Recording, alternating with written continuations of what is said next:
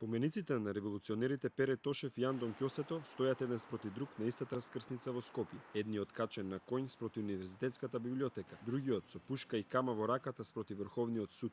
На таблите не пишува, па многумина од граѓаните кои минуваат од тука не знаат дека овие споменици, но и 5 други во Скопје, се донација на Сдруженијето за духовно обединување на сетинци, попаденци и крушороди од Лерин Егејска Македонија. Скромното здружение на чија сметка за 3 години не легнале ниту 50.000 евра, по се изгледа не штедело на пари за подигање на дури 7 споменици.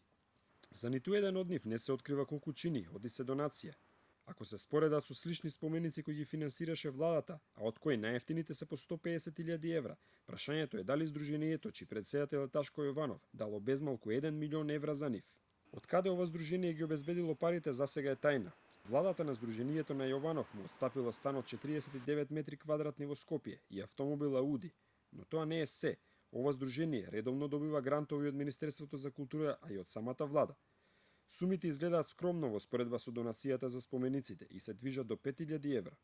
Председателот на Здруженијето, Јованов, е и дел од Советот за соработка помеѓу владата и граѓанскиот сектор, институција замислена да го подобри односот помеѓу невладиниот сектор и власта. За да дојде до оваа позиција, Јованов конкурирал поднесувајќи кратка биографија и мотивациско писмо.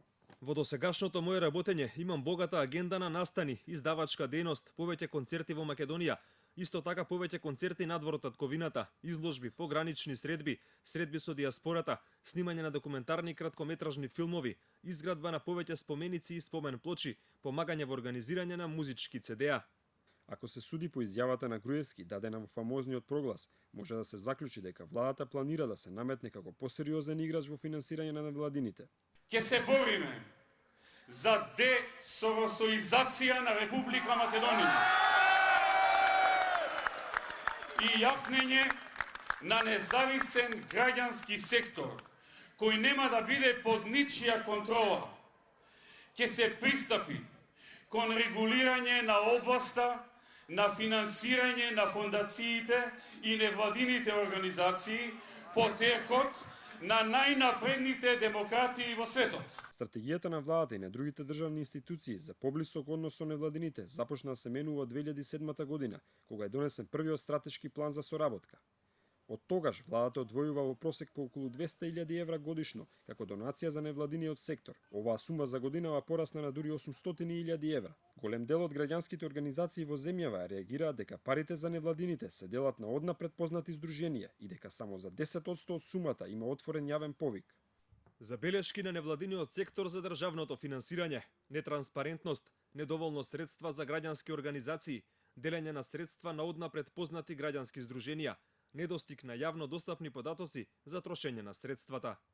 Статистиката покажува дека од 2008 година до 2014 година има 32 организации кои над 10 пати добиле директни буџетски средства и 375 организации кои добиле од 2 до 5 пати. Настрана изјавите на Груевски за десоросоизација на невладиниот сектор, сепак владата, но и другите институции на централно и на локално ниво е тесен соработник со фондацијата Отворено општество или пак со невладини директно финансирани од оваа фондација. Например, во Националниот акциски план за отворено владино партнерство за периодот од 2016 до 2018 година, еден од главните партнери за спроведување на проекти од областа слобода на информации, унапредување и олеснување на пристапот до информации е токму фондацијата Отворено општество. Во други долгорочни проекти се уште десетина невладини организации кои се во голема мера финансирани од истата фондација.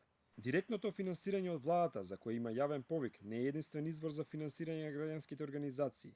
Заедно со владата и други државни институции лани донирале над 4.600.000 евра, а годинава ќе донираат над 6 милиони евра за граѓанските организации.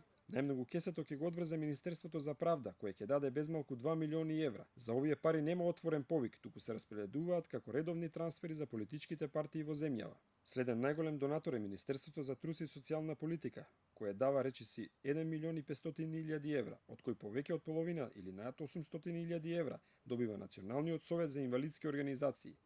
Агенцијата за млади и спорт исто така е еден од најголемите донатори, а парите завршуваат главно во спортските федерации. Сумите кои им се даваат на организациите се различни, па така има проекти од по само 50 евра, па се до 800.000 евра. Но главниот проблем овде е што јавноста не знае како се трошат парите. Владата секоја година објавува список со невладени организации кои што добиле пари од државниот буџет. Но јавноста нема повратна информација дали тие пари биле наменски потрошени и дали воопшто проектите биле реализирани. Се обидовме да откриеме кои од организациите добиле пари на јавните повици на владата и зашто биле наменети средствата.